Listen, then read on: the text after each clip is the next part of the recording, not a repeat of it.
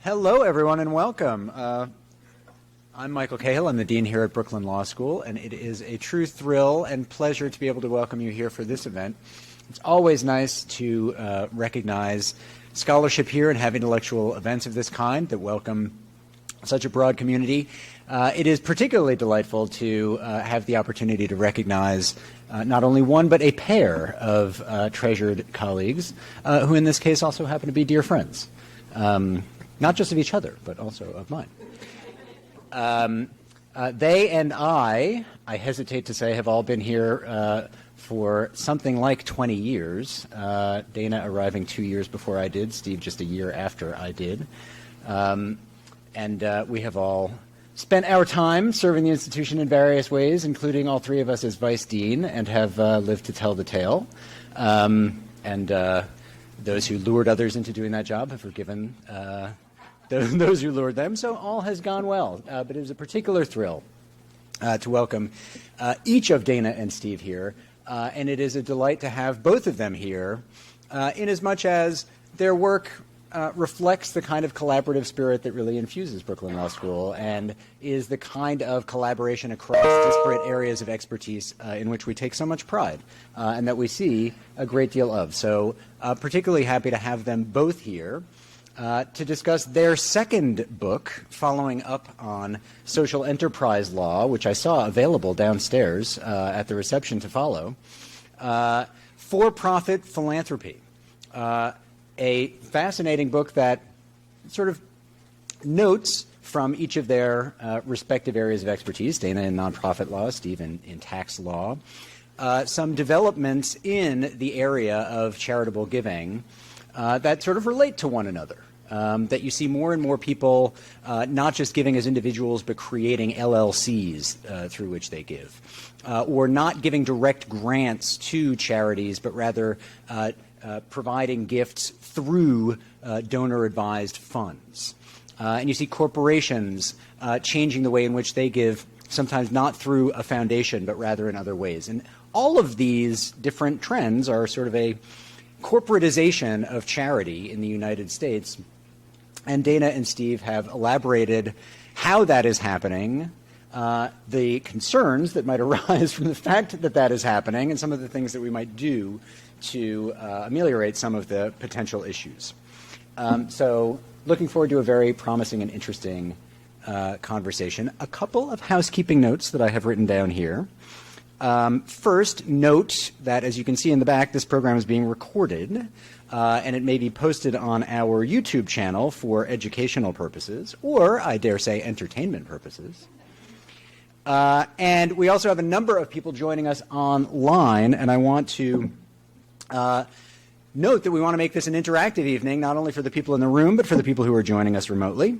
And want the Zoom audience to feel free to post questions on the chat or using the Q&A function, and they will be addressed during the program. And one of our talented and intrepid students, Hannah Sosland. Hannah, where are you? Hannah Sosland, right back there. Let's give Hannah a round of applause, everybody. She will read the online questions for us, and we can also take questions from the audience.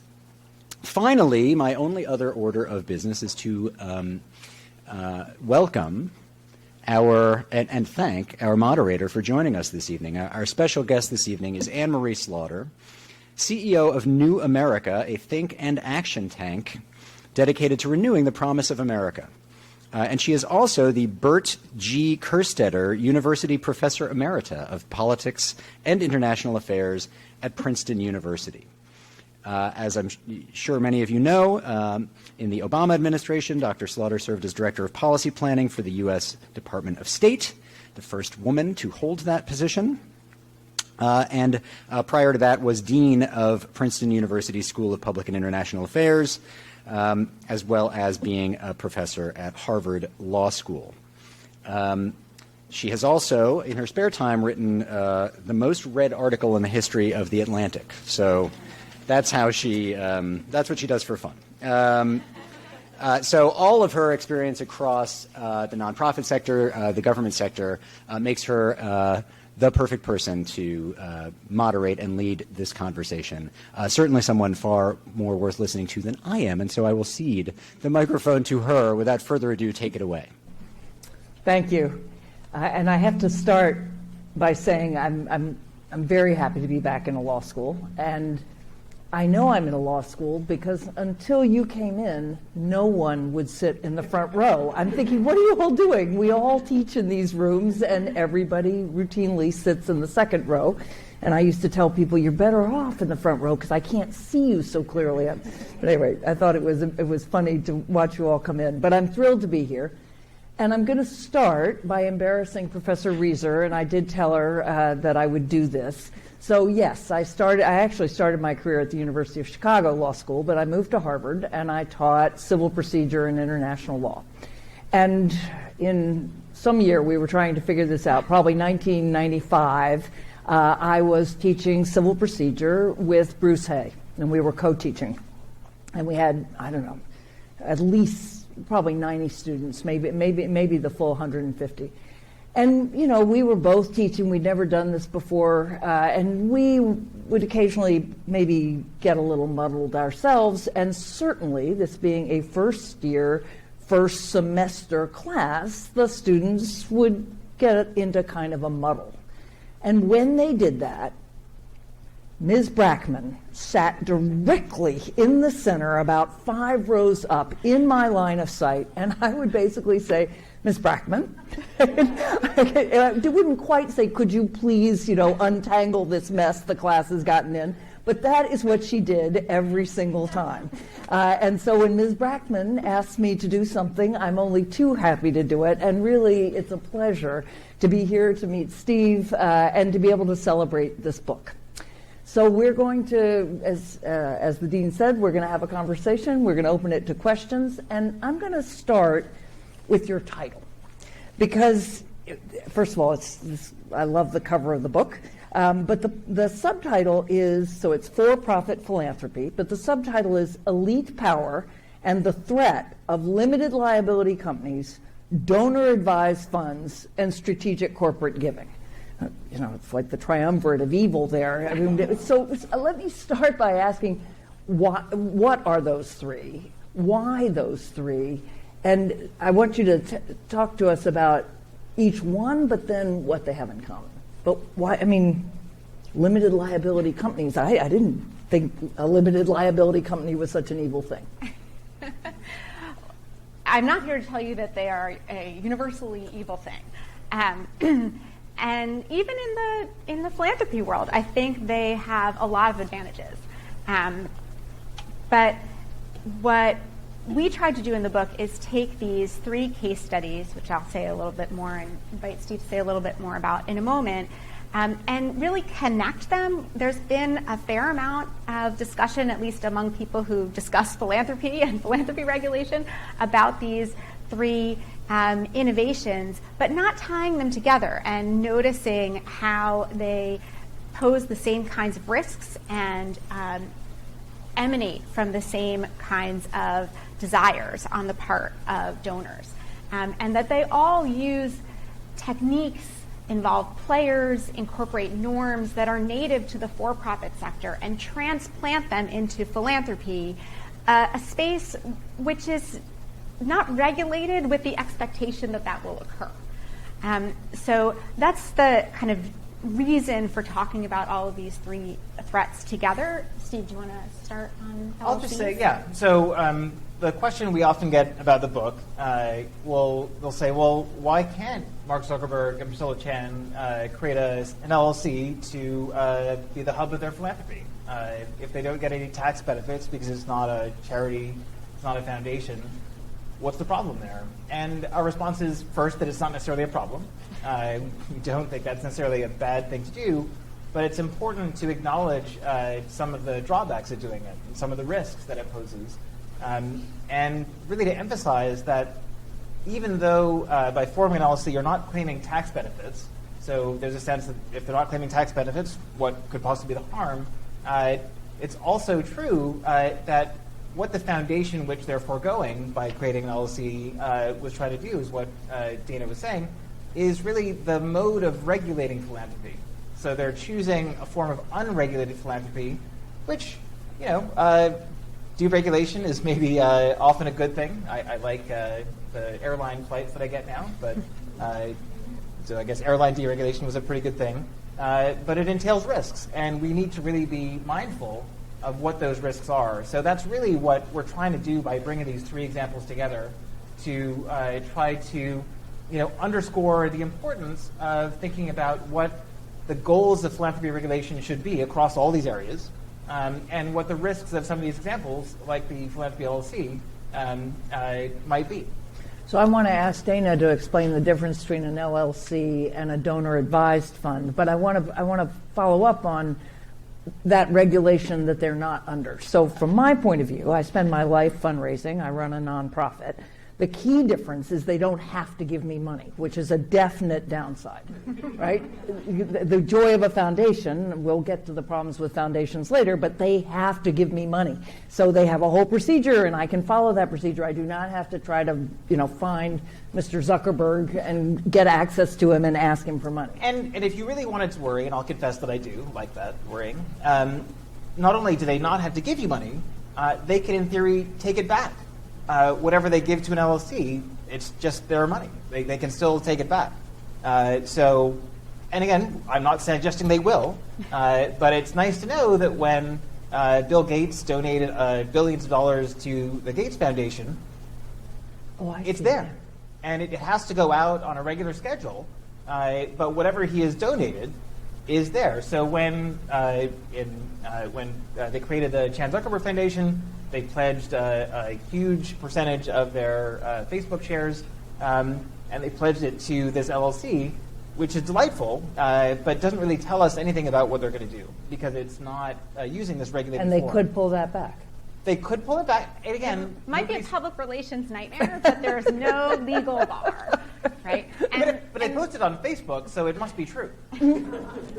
Well, and that's the other thing about an LLC that we talk about a lot in the book is when you set up a foundation, of course, you make an irretrievable donation of assets to the charitable stream, and you become subject to the payout requirement, Right. meaning you have to make grants to charities on a regular schedule in a substantial amounts. But in addition, you are subject to a transparency regime. And so foundations must issue annual informational returns, just like you do your tax return, send it to the IRS. Exempt organizations, including foundations, must also submit returns, and it details their activities, in the case of foundations, their contributors, and a lot of information about how the organization works. And unlike your tax returns, foundation tax returns, including who their donors are and who their recipients are public. So that gives all of us and the media the ability to know where these incredibly influential elite individuals are spending their money. And we can decide for ourselves if they are truly acting in the public spirit and for the public good. And there is a whole series of additional regulations that apply to foundations in terms of barring them from engaging in political activity, sharply limiting their ability to engage in transactions with their donors and their donors' businesses in ways that might be kind of a win-win, but who is it more of a win for, right? So it's much more restricted in terms of the public gets a say through this foundation regulation on what kind of giving counts as philanthropy, to be tax-benefited philanthropy in that way, when it has to happen, and what we're going to know about it. And with an LLC, none of those things are true. They're Nothing all is necessarily optional, true, yeah. right? They're all optional, right? So the Chan Zuckerberg Initiative has done a fair amount of transparency. They're quite transparent about all of their charitable giving. It's been up on their website since 2018. As far as we know, it's exhausted. I mean, we don't have anything to compare it against, but it looks like a lot, right? But they also do a lot of impact investment, right? Funding of businesses that align with their philanthropic goals. And there's a lot less transparency around those, but they have listed who they're funding. And guess what? It's almost entirely educational technology companies, right? Okay. that might have some benefits for their business as well. And they also can engage in political activity. Now, they're just as regulated as other individuals and entities that engage in campaign finance and those kinds of things, but they're not limited from doing that. And they can kind of wave the flag as if they're a philanthropy, but they're not subject to this regulatory system as a foundation would be. So what about donor-advised funds? Because the one I know the best is, or at least the holder of it, you can explain the difference, is the Silicon Valley Community Foundation. As you can imagine, this is not like other community foundations, right? It's somewhere in the billions that it sits on. But within that, right, there are these donor-advised funds. So what are those? So it's a great question. So donor-advised funds are a charity, right? So they are regulated as charities, but they are not a foundation. So a private foundation, I think of it as a closely held charity controlled by a family or an individual. But donor-advised funds are controlled by the big financial players. The Silicon Valley Foundation is one, but some of the biggest are the Fidelity. Charitable, Vanguard Charitable. Goldman Sachs has its philanthropy fund, so you can get in the, as Steve Ballmer, we found out by accident, got a $1 billion deduction for donating to Goldman Sachs.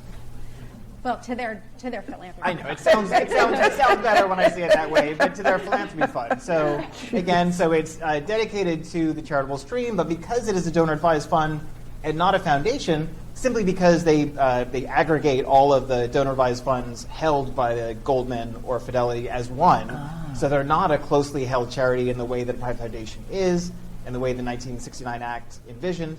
So they forego all of that. They're just an ordinary charity, a public charity is the jargon. So they're not subject to the timing requirement that you mentioned. Right? So unlike a private foundation that has to give out, not a big percentage, but 5% of its 5% of the Ford Foundation is enough for me. It's a lot, yes, it's a lot. But it, right. But there was a time, and one of my favorite foundations, even before the 1969 Act, is one you've never heard of, right?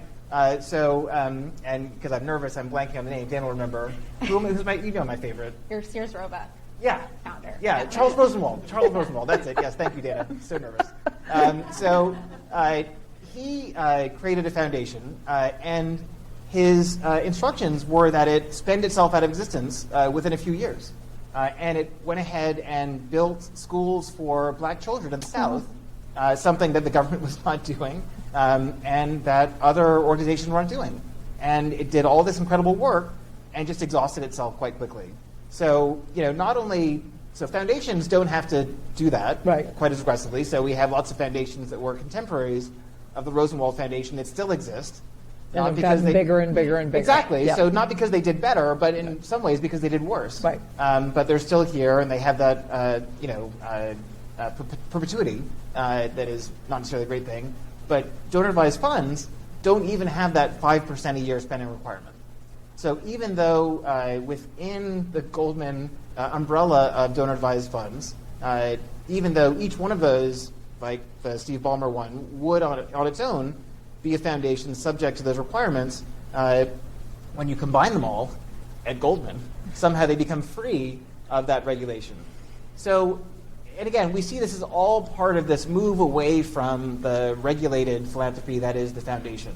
So different than the LLC, still regulated, and here you have not no tax benefits, but better tax benefits than the LLC. Yeah, and the donor-advised fund, it's important to notice, you cannot retrieve the funds, right? So unlike a contribution to an LLC, which you can claw back, donor-advised funds, once the assets are donated, they must be distributed to a charitable organization someday. Right? Perhaps your kids. And the donor advises where they should be distributed? Yes, the donor gives advice on where they should be distributed on whatever timeline they choose. Yes, which seems to be faithfully followed. And they can also pass along to their successors that advising role. So it could last quite a long time. And the transparency piece also applies here because donor-advised fund sponsors like the Goldman Fund or the Fidelity Fund or the Silicon Valley and other community foundations you mentioned do have to make disclosures, but they make them on an aggregate basis. right, for all of their funds. So it's impossible for us to identify, which were the charities that Steve Ballmer was supporting and which were the ones that other Goldman clients were supporting. So the transparency piece is also an issue in that example. All right, so last example of our evil triumvirate. So corporate, no, I'm dramatizing, but corporate philanthropy. So again, New America has sort of an informal limit. We won't take more than 12% of our total budget from corporations. We haven't ever had to, it's not like they're pounding down our doors to break that, but we do that because we don't want any one corporation to have outside influence. I know a number of folks who run corporate foundations who really seem very similar to the heads of regular foundations. So what's changed there, and why is that a problem? Right. So what we're noticing in the corporate arena is, again, a kind of shrinking from or just selective use of the foundation piece, right? Because when a corporation is making a charitable contribution, they can do so by donating to their corporate foundation, but they can also make a direct contribution, right? And those direct contributions come from the for-profit corporation itself. Yep. And they receive the same tax treatment. They're tax deductible up to 10% of the corporation's income either way.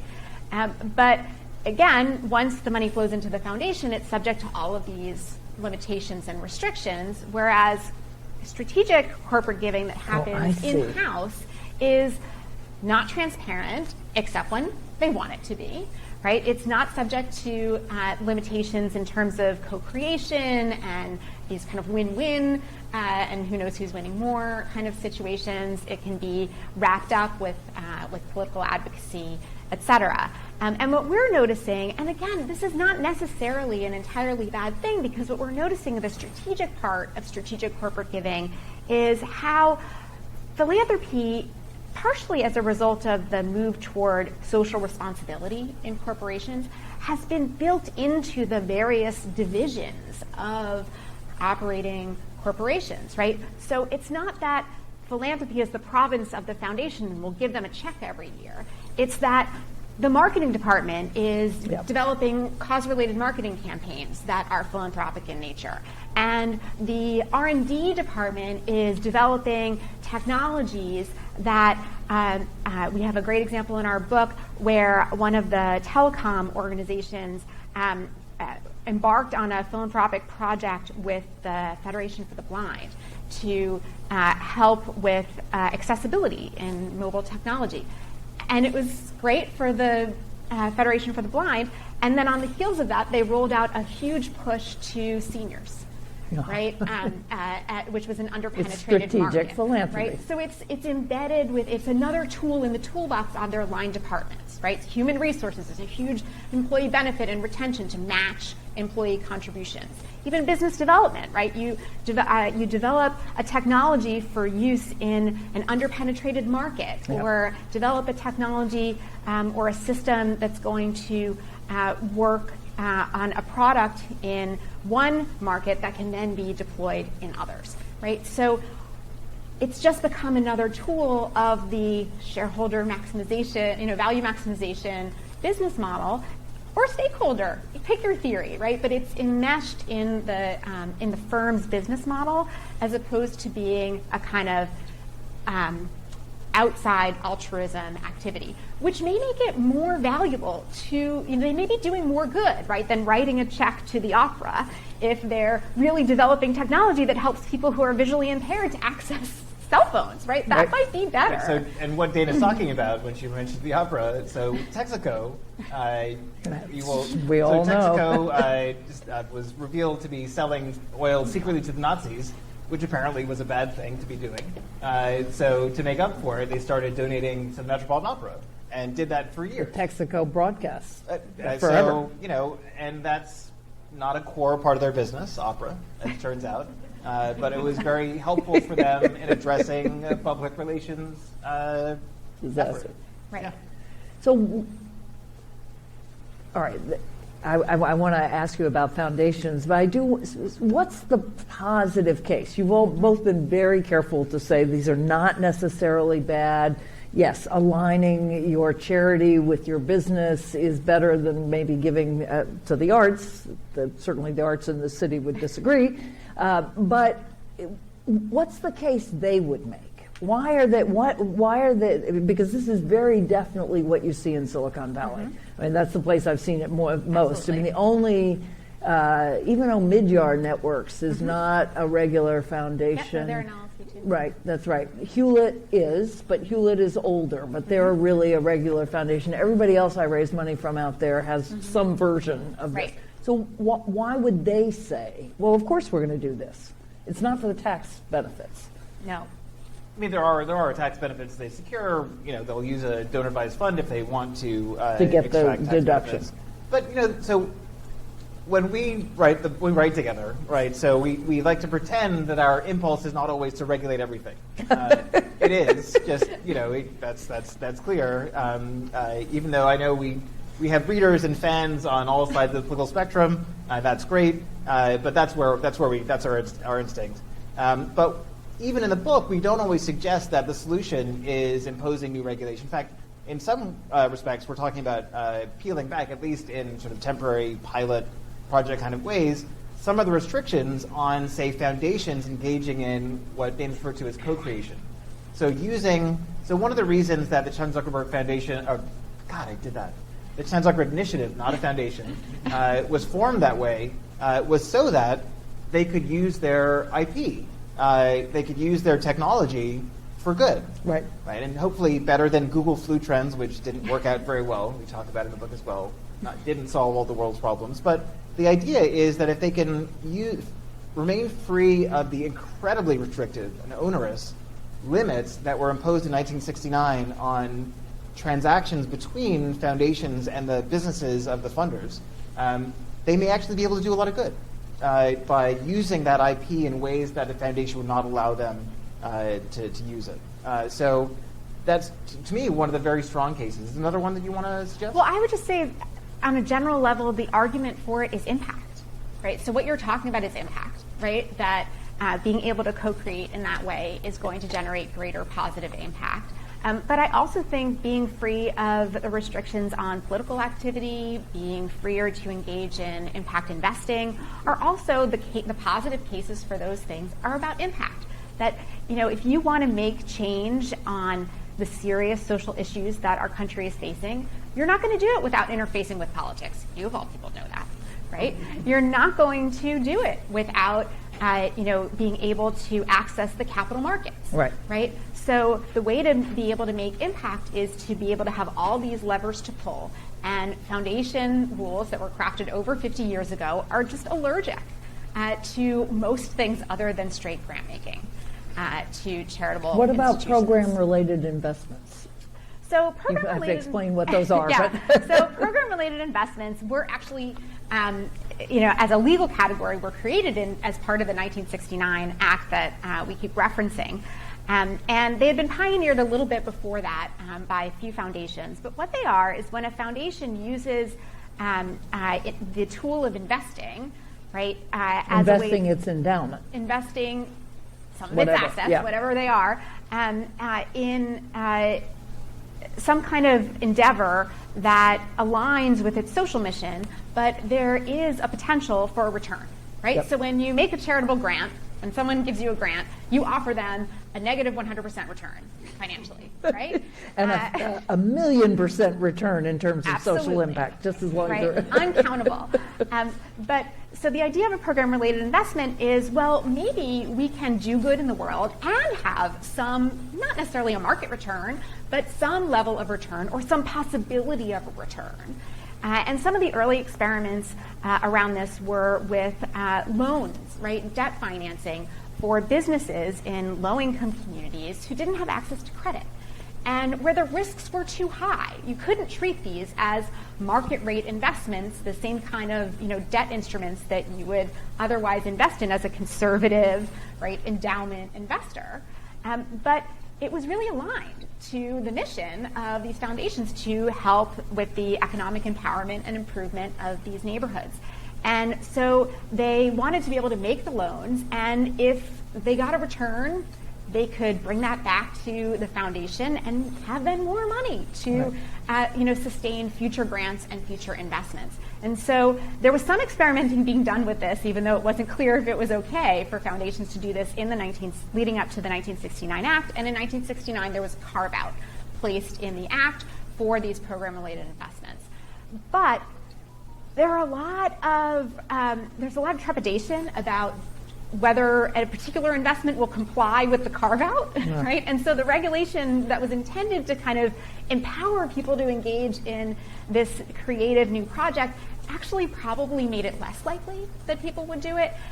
For many years, a lot of attorneys advised you would want to get an opinion letter, maybe even a letter ruling from the IRS before doing it, which is it swamps the value. Don't do it. Don't do it. So the problem with program-related investments is they've been really underutilized. And that's another area where I think we could learn, right, from some of these initiatives.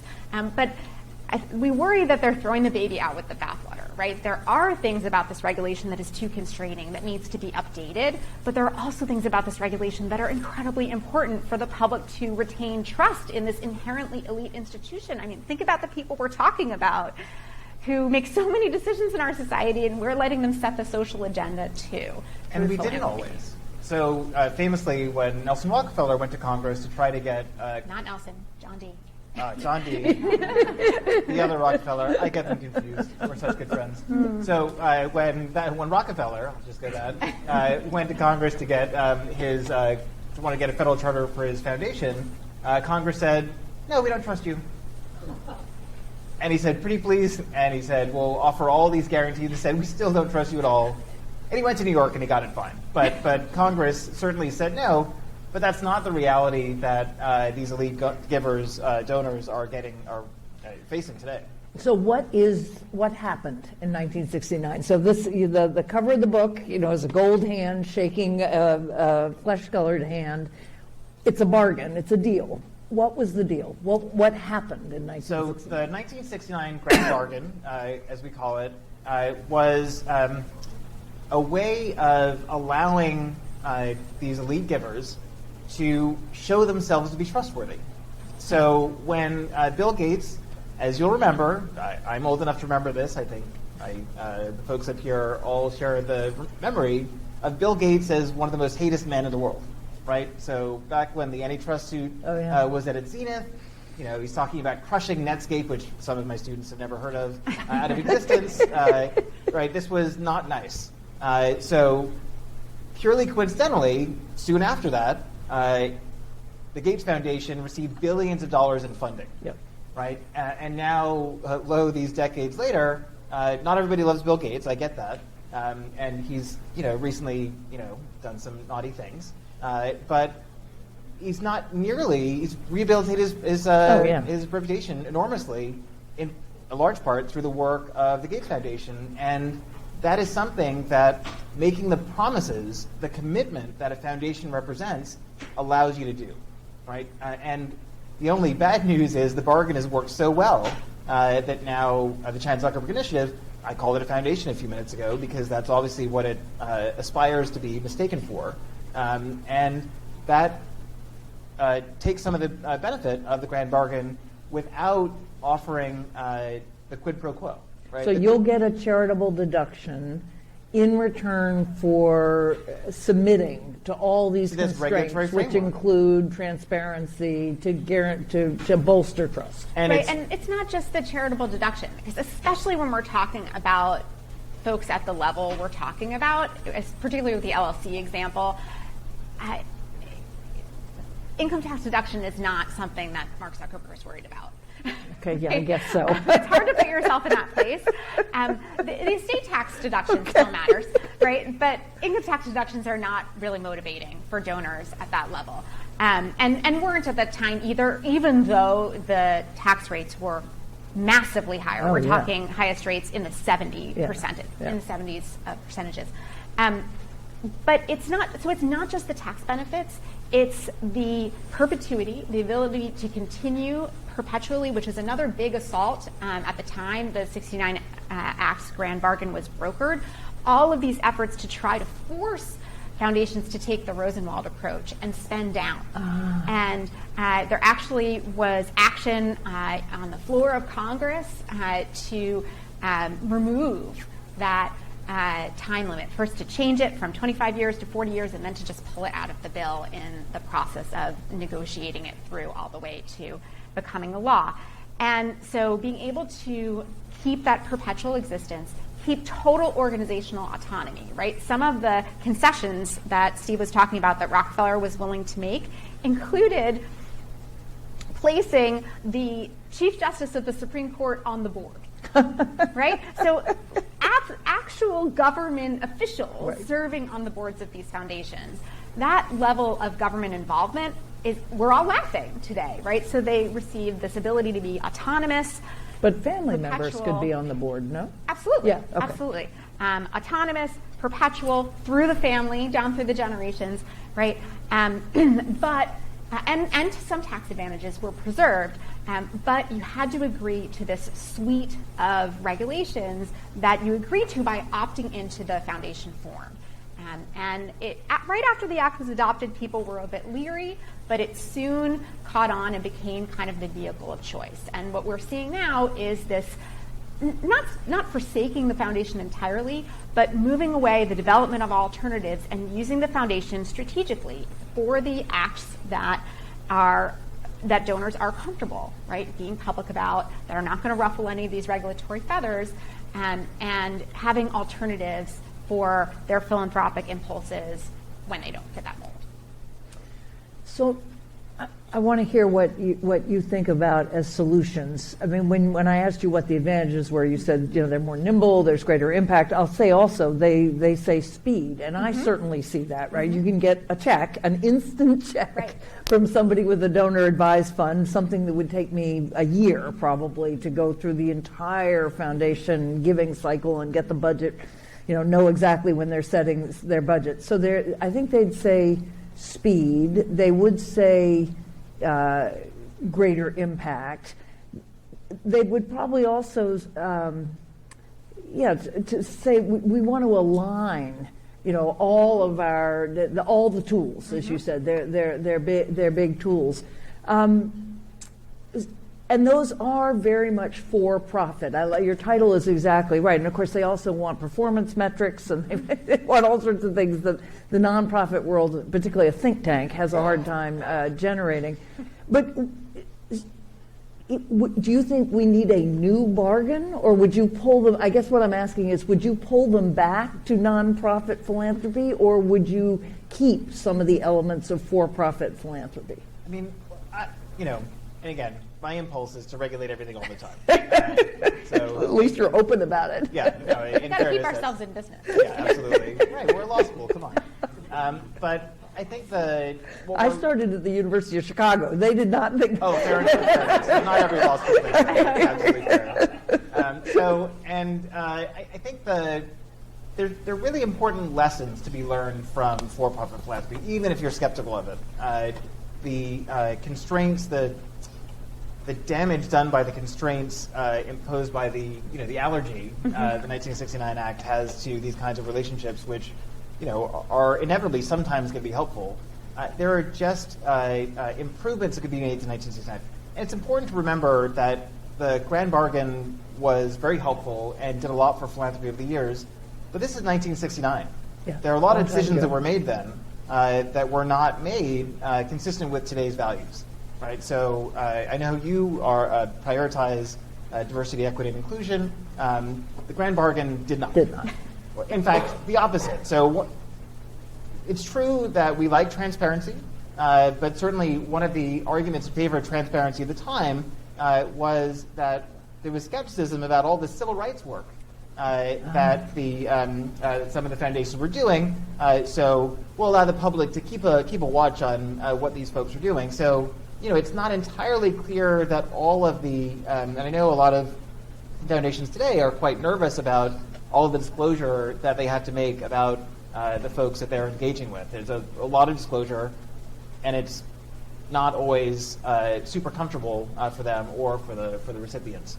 So there are definitely ways in which you could do a better. It would be super easy to do a better job on DEI than the 1969 Act and philanthropy generally. But there are a lot of important lessons to learn from taking all three of these case studies and thinking about them all together, right? And thinking about what the values are that we really prioritize and what philanthropy regulation for this new world should look like. Yeah, I mean, I think that you're the first person, Steve, who said to me, we're not going to put the toothpaste back in the tube, right? The idea is not, well, the foundation was perfect and put everyone back in a foundation and things will be better. Number one, the foundation was not and is not perfect. And we do not have rose-colored glasses about the problems with foundations, including that the payout requirement may be far too low, right, that the transparency may not be all it's cracked up to be, and that there's very little enforcement in a highly under-resourced IRS. Right? Right. So, and that they have entire buildings full of staff. fair enough, right? And that counts toward their payout requirement, right? So there are lots of ways to improve, existing regulation outside of what we're talking about. And we're not trying to force everyone back into that mold. But what we think is important to notice is these values for the public, right? So what these innovations serve are the values of donors, right? They get flexibility, they get privacy, they get control. And of course, those are appealing for donors, right? But we think it's really important to look at the other side of the ledger, the other side of the bargain. What's important for society today, right? More than 5 decades after the 69 Act.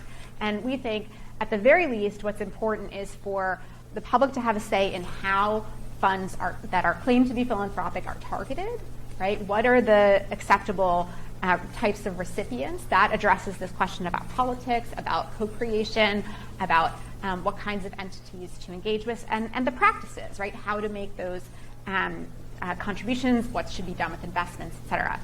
It also has to do with timing, right? Should the donor-advised funds sit there, indefinitely? We think no, and there are many others who have, really done a tremendous amount kind of pushing that agenda forward, including with the bill in Congress. That's very, very important. And so there's timing, and then we also think transparency, right? We think those values are ones that need to be top of mind when thinking about whether it's a new regulatory proposal or just what these philanthropists can do on their own, right? We have a whole chapter about self-regulation, essentially, right? Private ordering that many of the LLCs, but we certainly don't know how many because they don't tell us anything, are engaging in either selective or much broader transparency, right? The donor-advised funds, some of them have been imposing their own timing requirements, especially under pressure of this possibility of regulation. And the commercial, donor-advised funds that we mentioned, they do have a lot of advantages in terms of speed and in terms of ease. You don't actually want every, lawyer who has, some charitable funds to start their own foundation. That's a huge amount of overhead that could be going to the charitable missions of operating charities, right? So that's valuable. But if we don't kind of pay attention, either as regulators or as philanthropists, to the questions about targeting and timing and transparency, we think that kind of the soul of the grand bargain is lost, and it just becomes, what do the consumers want? What do the donors want? And it's really important, again, to not focus on any one of the 3 case studies. And there are certainly more. We like 3. 3 is a nice number. But if you focus just on donor-advised funds, you might think that the problem with for-profit philanthropy is just timing. But when you look at the other case studies, you understand that there's more at stake than just timing. So that's why we want to take this broader view of what's happening with this migration of business ideas and methods into philanthropy. What does that teach us, and what does that tell us we should be worrying about today? And what's the foundation of the obligation? So this is really interesting. If we think in basic democratic terms. So if I'm a billionaire, congratulations. Yeah, why don't I just say, look, I can give my money away any way I want. Why Why should you have any Certainly, say? if you're not claiming any tax benefits, right? Exactly. Right? Why If you're should not you have claiming any any tax say? benefits- It's if I want to give it to saving animals in Africa, great. If I want to give it to civil rights work, great. If I want to give it to the Federalist Society, whatever. So what is clearly you both think that there is sort of a basic obligation. Is it because I'm so wealthy and I have so much power, I too have to be held accountable? But I'm a private individual. Yeah, and this is one of the hardest questions that we've had to think about with this book. And I think it really has helped us conceptualize this idea as a bargain that, I won't speak for Steve, I might be more comfortable with a much more aggressive tax system than we have, right? But I'm realistic enough to know we're not going to have that, right? Even if we, make a lot of changes, I really don't think that the most wealthy, powerful individuals, families, and firms are going to be paying a huge amount more in taxes that's going to be democratically redistributed through the political system. And so I really think of philanthropy as operating in lieu of making what I would be comfortable with as appropriate contributions to society. And I think that case has actually been made by the wealthy, right? That even something, like 1,000 points of light, right? Even going back to something like that in this society, we don't need more government deciding where the money goes, right? That we all have a responsibility to give back in the ways that we see as important and in a way that we see as a responsible level. And if that's the kind of doctrine, right, that we accept as a political community, although I would be comfortable with much more aggressive taxation, that doesn't seem like what the U.S. is going to be doing anytime soon. If we are saying, each individual is going to take their own opportunities to give back, then I don't think those come without strings. I think that's absolutely right. So I'll go on the record as saying that I would love a magnificent, wonderful tax system. So the State of the Union address tonight, the buzz amongst tax nerds is that there's going to be talk of a billionaire's tax again. I don't know if that'll happen. I'm not going to make predictions. I'm bad at that. But that is likely to happen.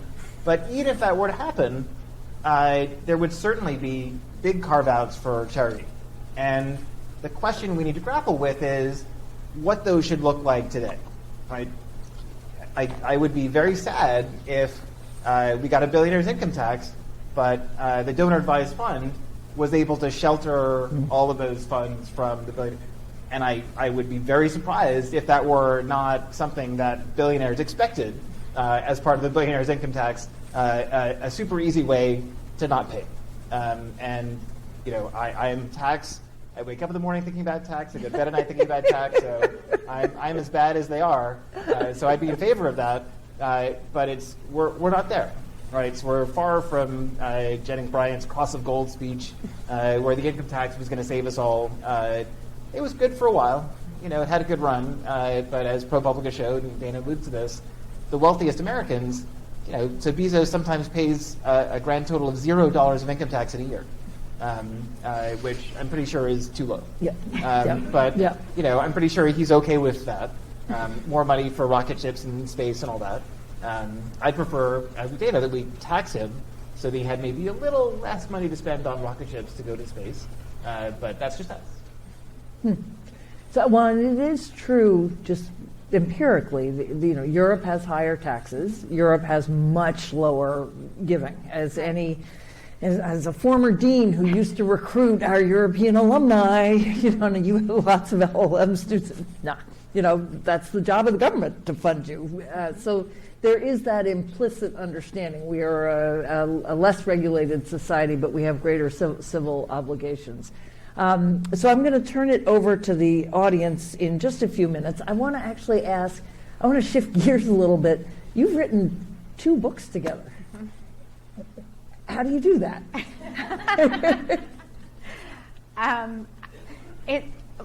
We are so lucky to have kind of stumbled into this wonderful collaboration. So Steve and I have been friends for many years, as Michael alluded to.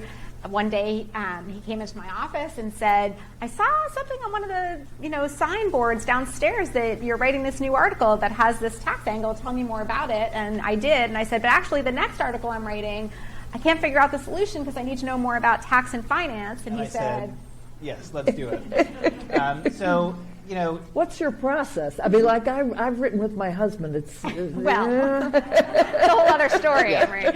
Yeah. But what's your process? Well, it's varied. So when we started our first book, Dana was vice dean. So she was a little busy. And then we started working on this one. I was vice dean, so I was a little busy. So we each just do what needs to be done at any point in time. And we were working on it. We have 10 projects we worked on together. And the latest one is actually after this, another project about our first book. But when I was reading through Dana's latest draft of that, because she did most of the writing on this project, I sometimes couldn't tell whether I had written it or she had written it. And that made me very happy, because we've reached that point where we're borrowing your each one other's voice. Mm-hmm. And that's really incredible, because we're pretty different. She's more likely to correct me because I do something wrong than vice versa. And I get a little carried away sometimes. So it's great to have those great differences, but we've worked together for so long and so often that it really has worked out. We're also incredibly uptight. So this is what I'm wondering. It's very helpful. So when we were submitting our first book together, we agreed in the contract that we'd hand it in on August 1st of whatever year. And as the summer was going on, I think you were going on vacation with your family. And Dana said, all right, I'm going to go on vacation, but if you need me, I can come back. Because we were thinking we had to get this in on August 1st. Which I know, laughter is the appropriate response. So we sent it. She didn't need to come back. I got it done. We sent it August 1st, and we heard nothing for weeks. They were on vacation. They told you August 1st in the hopes they'd get it September 1st, of course, or October 1st. Yeah. But she was about to cancel. And we both thought that was perfectly reasonable. So that's one of the reasons that it's worked out, that we both think that kind of crazy. Yes, we both have the same attitude toward deadlines, which is really great. And we have very complementary strengths. So Steve is a beautiful and elegant writer and is just poetic with the analogies and great at kind of injecting a very accessible, readable example. Which for a tax professor is saying something. Yes, it's really amazing. And I always say, if you want me to co-author your grocery list, sign me up, right? I will write anything with Steve because he makes everything sound better. And he's taught me to be a much better writer. And in this book, a lot of the identification of the issues, I think, came out of my work for many years writing about nonprofits. But once we kind of talked through the ideas, developing how to tell the story, the solutions, all of that was extremely collaborative. I've been very lucky. And he's constantly got baked goods. So you can't go wrong. I've co-authored a lot, but it's the opposite strategy. I co-author to tie myself to the mast to make sure that I'm going to get it done, because I'd let myself down, my editor down, but I'm not going to let my co-author down. That's it. All right, I think we can open it to questions, and I'm aware we've got a big online audience, so I will also be calling on Hannah. So who wants to go first? Looks like there's one up in the front. Alex is going to bring you a microphone. Oh, I couldn't see the hand. Hi. So I would like to hear more about the background issues, because it seems to me that one of the things that you talked about is people with money who want to keep control of their money forever. And in what I understand to be the early period of the foundation, the estate tax made that impossible, or at least made it more difficult than it had been earlier. Right? The rule against perpetuities made it harder. And those rules those background rules have really changed, so that it's much easier to create and maintain a private dynastic fortune than it was certainly in 1969 or 1959, and maybe even in earlier than that. Doesn't that change in the background rules change the whole picture here? Because ultimately, if you make it hard for donors to maintain control when they've allegedly put their money into philanthropy, today it seems to me the obvious response is to say, well, then I'll just keep it and buy another yacht. If you don't have the background rule that says, look, we're taking away your castle anyway, right? If you don't have the background rule, what could make this work? The move into a more regulated So system I think I hear two different questions there. So one is about this kind of the background rules falling away, and we haven't totally gotten rid of the estate tax other than for that 1 year. Right? So we still do have an estate tax, and that actually is still a curb on some of this, some of these innovations. The LLC, for example, assets that are in an LLC that is ostensibly a philanthropy LLC will be subject to the estate tax at death unless they are poured over into a tax-exempt nonprofit organization. So that does create kind of a lifetime limit. Donor-advised funds don't work that way, right? As Steve described, obviously corporations are already perpetual, right? But you're right that the change in some of the background rules is opening up for more innovation, right? Right after we sent this final manuscript in on time, the whole Patagonia transaction came out in the news, right? And it's not the only one, right? That it got a lot of attention, but the idea of using a perpetual private trust to hold assets and then give the benefits of those assets to, in that case, a C4, an advocacy group, is relying on the changes in some of those background rules. And what we're talking about is also relying on some of the changes in background rules, right? One of the reasons why the tax advantages are easier to give up now is because marginal tax rates aren't 77%, right? So I think that the changes in the background rules are part of this kind of deregulation that is enabling some of these innovations. But the other question I think you were asking is about what would make people engage in philanthropy at all, as opposed to just private consumption. Right? Spaceships? Or retention. Spaceships, Yeah, and obviously many people do that, spaceships, right? But I think it's really about immortality, right? I think people still desire to make something larger than themselves, and that might be a spaceship, but for some people that is philanthropy. And that's very seductive, I think, not only for the philanthropist, but also for all of us. It's easy to say, wow, they're doing such great things. Okay, whatever they want, right? And our book is trying to kind of unmask a little bit of the seductiveness of that for the public, right? That it can be both. It can be, wow, it's so great that you're doing that, and tell me more about how that's happening. And just one thing that I want to emphasize, I agree with everything Dana said, but if you look back at Carnegie's essay Wealth, right? So and he talks about, he advocates for an estate tax, which may sound crazy, but he never expected anybody to pay it. It was, anybody who ever paid it had revealed themselves to be the worst kind of scoundrel because they hadn't given away their wealth during life. And of course, that's important not only because they should do that and it's a generous thing to do, but they're smarter than all of us, and we know this because they took all our money, right? So that's why he thinks they should be doing this. And the estate tax was just the way, it's paying the estate tax would be the mark of an undeserved, just a poorly lived life. So these background rules, what they're for, and I think that's why when I think that, a really great tax system is not something that I aspire to, even though I would love it. It's really, as you said, it's just something that is meant to be part of the goad to philanthropy. Just as our editors were very surprised when we sent in the book on time, if Mark Zuckerberg were to write a 9-figure check to the IRS, and was, heavens, they figure out something to do with it. But that's almost not what they're hoping for, I would say. Although, so there is perpetuity too, because as somebody who seeks money, I'm often aware that the robber barons are still among us, right? It's Ford, it's Rockefeller, it's Carnegie, and each of But those not there are Roosevelt. multiple. Not Roosevelt's Roosevelt. gone. No, that's right. But and the older ones are still dominant. The I mean, now legacy you have Gates, foundations. MacArthur, Hewlett, but not as many.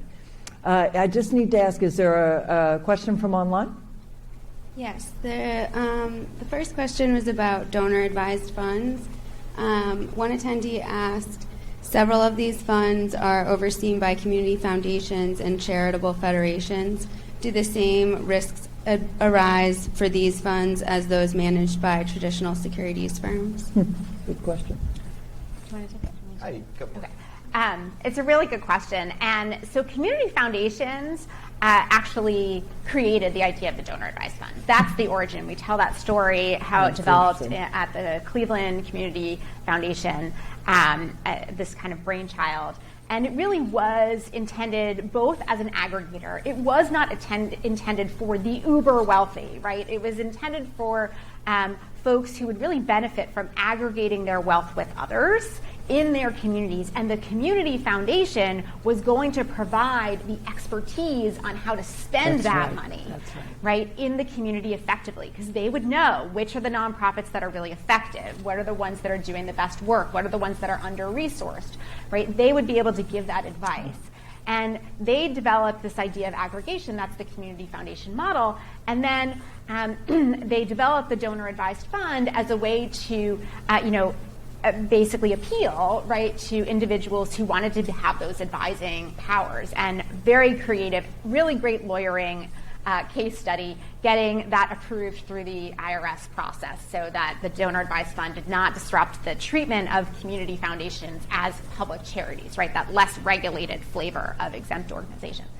And then, but remember, the community foundations, they have a charitable mission, right? Their mission is finding the best way to fund organizations doing good work in Cleveland, right?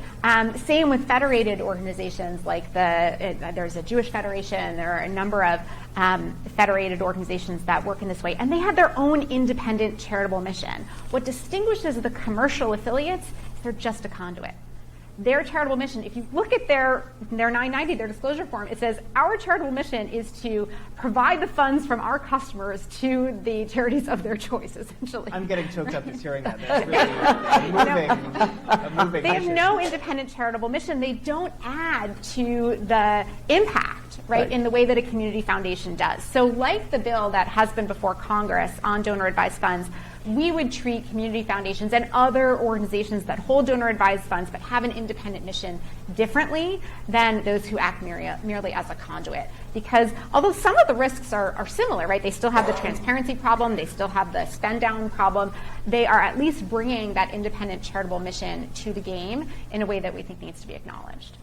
And the community foundations have often hollowed themselves out because before the money went to the community foundation and they could spend it. Now they have less and less that's within their remit. They have to convince their donors, and it's not ideal. Right there.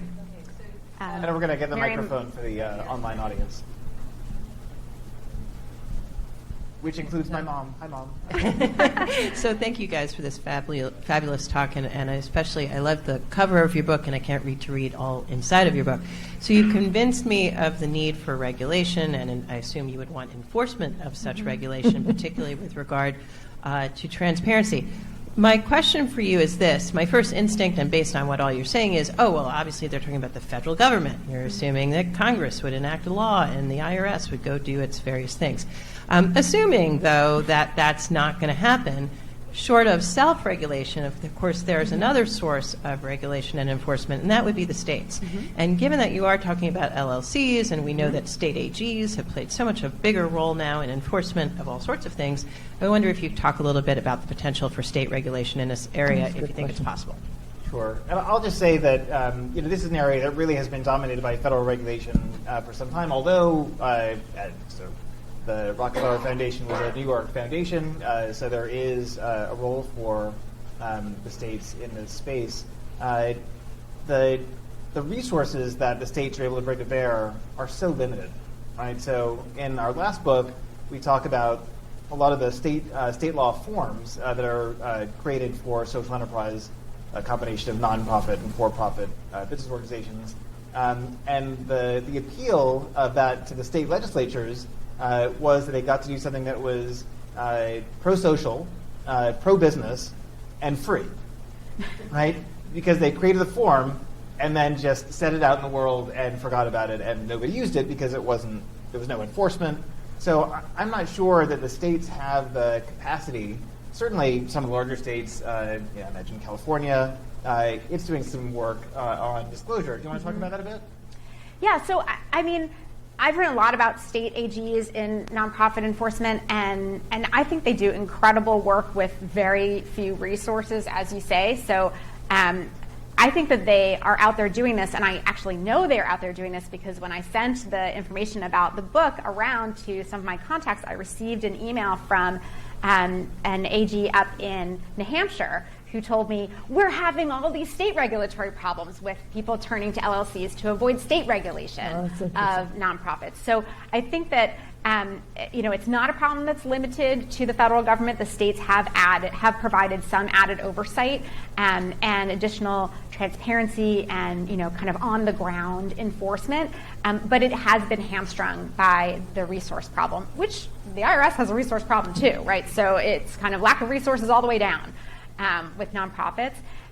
In terms of California, so California has tried to, on a kind of adjacent space, do some work around donor disclosure, which is something that you get with a foundation. You don't get with any of these innovations that we've been talking about. But they've been focused on political organizations. And so looking for donor disclosures, not to the public, but to regulators about donors to political advocacy, kind of soft money groups. And then 2 summers ago, that went up to the Supreme Court, and the Supreme Court struck it down on First Amendment grounds. So actually, we write about this in the book. It's possible that case did distinguish the federal tax rules on disclosure, said they were not before, and they had different, policy arguments, so it might not come out the same way, but it actually is a threat to the transparency that we have now for foundations, where donor disclosure is not just to regulators, but to the public. So back to online, and welcome.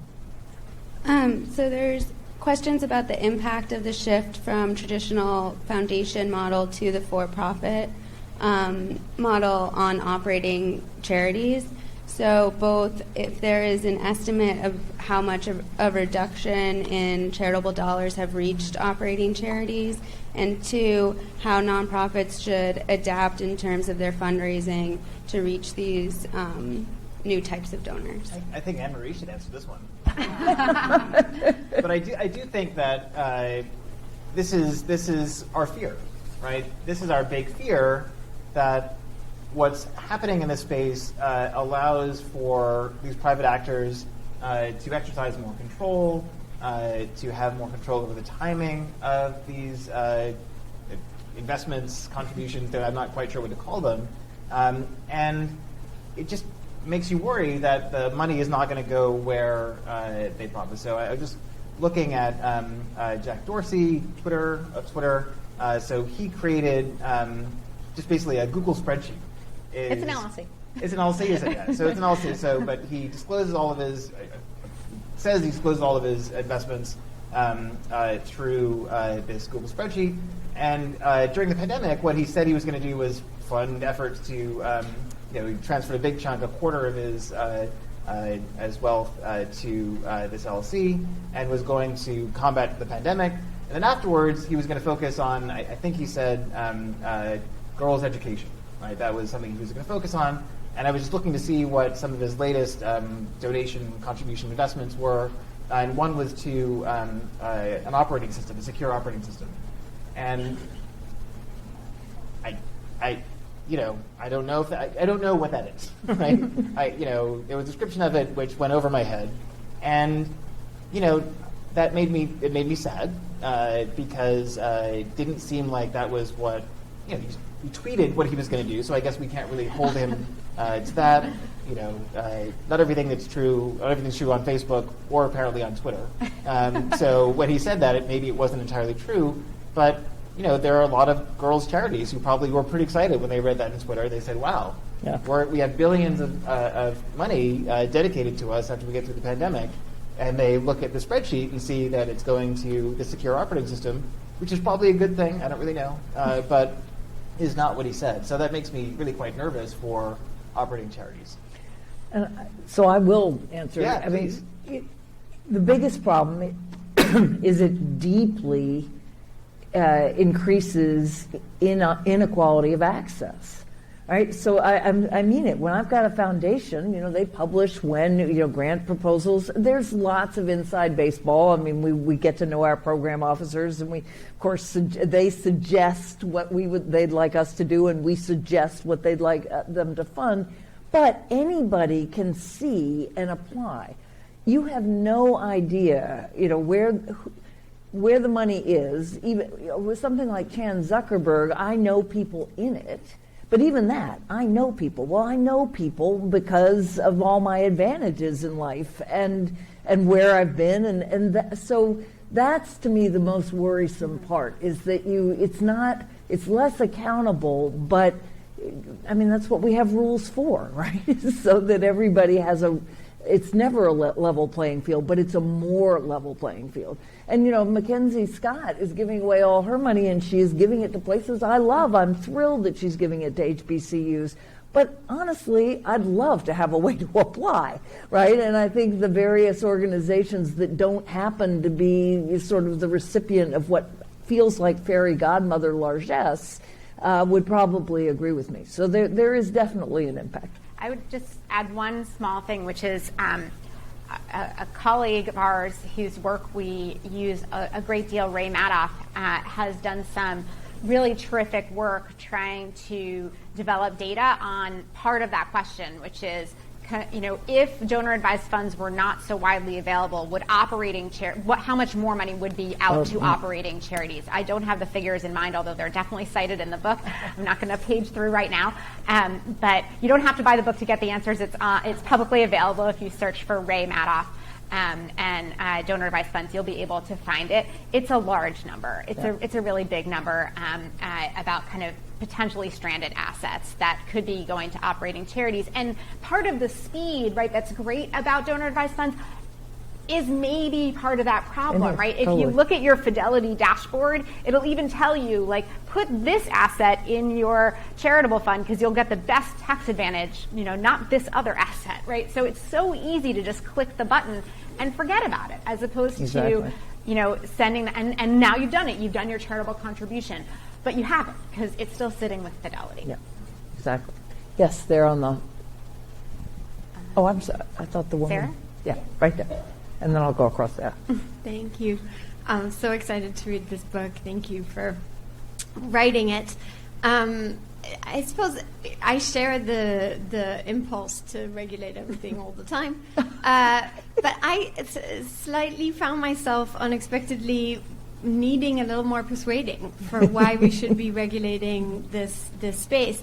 And just wanted to invite you to talk a little bit more about what you see as the harm from the current system, and I'm sort of and to tease out maybe a few more of these examples of what realistic strings would you like to see regulators be pulling. I think the example of maybe we need to make the access to these funds more democratic, like the process for actually distributing them more democratic. I thought was super interesting, and I don't know if you have, I'm sure you have others, so I wanted to invite you to speak to that. Thank you. Okay, you want to go? No, you start. Okay. One set of our recommendations is about regulation, but it's not all about more regulation, right? So Steve mentioned one of our suggestions is to actually pilot removing some of the restrictions on foundations to make the foundation more attractive as a model to enable that co-creation value in a foundation.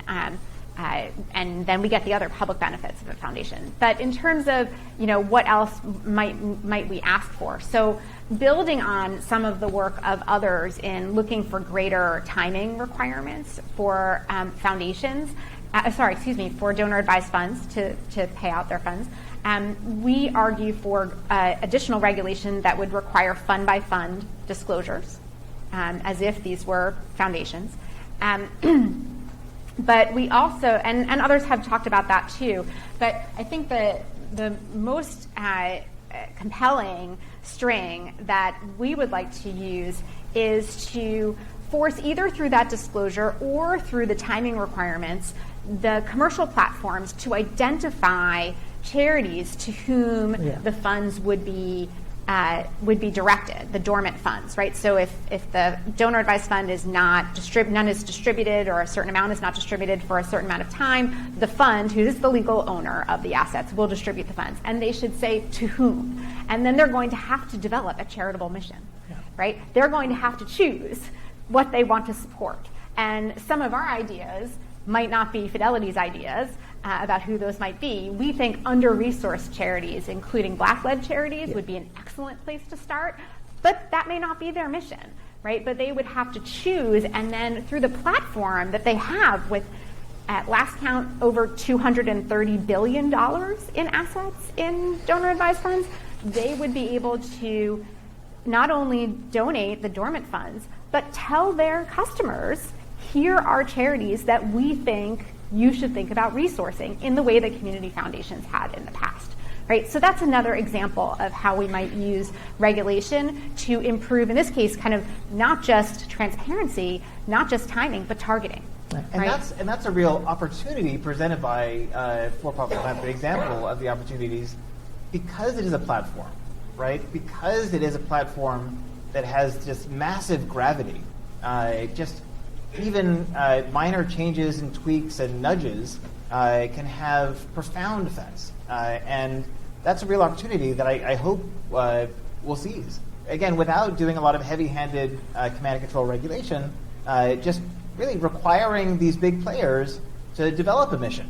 We're not telling them what it is, but develop something and tell us, during the Black Lives Matter, the height of the Black Lives Matter movement, Fidelity's CEO told us that they really believed in this. And it'd be great if they aligned their operations, certainly in this huge charitable part of their operations, with I'm getting excited, with their operations. So it'd be great if they put is it their money? It is technically their money, where their mouth is. All right, we've got time for two more questions. I'm going to take one more from online and then one here on the aisle. So one from online is kind of the flip side of that question. You spoke a bit about LLCs and donor-advised funds self-regulating. What is the incentive for them to give up the privacy and flexibility that they've sought through these alternative avenues?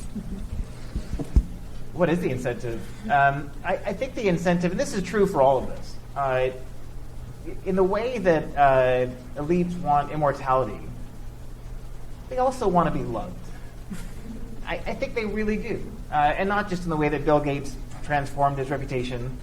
Rockefeller, which one? John D. John. He really didn't like everybody hating him all the time, right? I guess he could live with it, but it really was kind of a downer for him. So I think there is a real desire to have a way to have that second act in your life. And if we move away from regulation, I think at some point people are going to stop assuming that the Chan Zuckerberg Initiative is a foundation, right? They're going to lose that presumption that everybody's using the regulated form even when they're not, right? If there's enough of this move away from the regulated form, we're going to lose that habit of thinking that they're embracing that regulation for targeting, timing, and transparency. And they're going to lose that presumption that when they announce their philanthropy, that they're actually doing philanthropy. They're going to eventually lose that benefit of the doubt. And I think certainly for the biggest players, and this is one of the reasons we think that private ordering can work, right? It's hard for private actors to self-regulate, but not when there's just a handful of billion-dollar players doing it. Then it becomes pretty easy. Right? And that's what the billionaires, the Giving Pledge is trying to do. And it would be great to do that, maybe with some With transparency, some transparency and some more operational specificity. Yeah, I mean, mostly what it is now is you join it to tell everybody, I'm a billionaire. Right, yeah. I mean, and those of us, and I see so many people here I know more online who are other scholars about nonprofits. So you will all know nonprofits don't have a lot of enforcement, right? Because we've been talking about the under-resourcing of all of the enforcement tools we have. So self-regulation is a really big deal in this sector and has done a huge amount. When you create best practices and there's real buy-in by the key players, you can really get a lot of change because, you know, there may be some of these players using LLCs who are just nefarious and they're out to do terrible things. But I think generally people do want to do good. It's whatever their vision of the good may not be aligned to my vision of the good, but they, in good faith, want to do good in the world.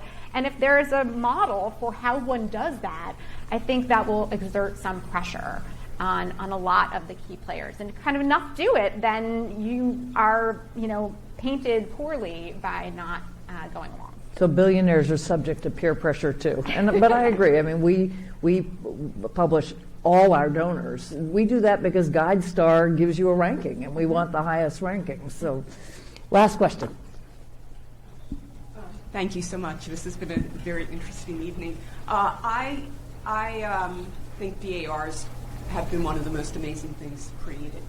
It's allowed the ordinary person to plan over time. Mm-hmm. And I think a lot of the accounts are sitting in cash. They're not, they weren't a move of low basis stock into something else and warehouse it there. But I say, what's the harm with the warehousing? The money's going to come out at some point. A lot of people are creating these funds with very low amounts of money, $100, $1,000. Some have plans to do something that year. Some want to just build the account up so that they're in a position to be able to do make a contribution to the capital campaign or make a significant gift. Mm-hmm. Your focus is on the uber wealthy, and the risk here is that there are millions and millions of Americans that now have these because they're easy to do. Mm-hmm. And Fidelity happens to be a fabulous platform for it. Mm-hmm. So the risk of just going after a handful of uber wealthy people because they're sticking money aside for 5 or 10 years, at some point that money's coming out. At some point they're going to do something. I just think the risk of regulating it would become very unappealing to me. I would not want to have a DAR. I have told a DAR is a donor advised fund. I think you mean a DAF. Okay, all right. I'm thinking Daughters of the American Revolution. So you're absolutely. I just think that there's such they were a great tool. I understand where the history came from, but they're not like that in these organizations anymore. They're no different than Fidelity today. Mm-hmm. They all operate the same way. Well, I would just say that and really we try to be open about this across the board. We don't think these things are necessarily bad. But we think that looking at all 3 examples together suggests that this is a time for a conversation like the one we've had tonight. See, I think the bigger issue isn't this. The bigger issue is where the money is going and the priorities. And so the priority in the donor world is higher education is where a lot of dollars go. And we really don't need to be putting more dollars into higher education compared to other areas. But if you ask the people in higher education, they would disagree with that. Well, I think this is an opportunity, and I think I like what you're saying. This is an opportunity to have that conversation, right? It's an opportunity for the public to think about not what we decided was important in 1969, but what's important today, what's consistent with our values today. And I don't think that we need to assume that what's going to happen is that we're going to heavily regulate donor-advised funds. I don't think that's necessarily true or a good thing. But I do think it's important for us to think about 50 years on from 1969, what we want to do with charity. And I think that's an important conversation to have. And I don't think we're disagreeing with you. I think that we're just using these examples as a way of saying enough has changed, enough is changing, that this is a very nice time, and a time where there's enough change that you can leverage that change, as we talked about, using the platforms that the donor-advised funds represent, to make a really big impact. without a lot of regulation, without a lot of heavy-handed regulation. So we're not necessarily suggesting that we strangle donor-advised funds at a distance, although in some of my more aggressive moments I might want to do that. But there are opportunities for nudges that could really have a huge impact on underserved Black-led charities, for example. I do want to do that.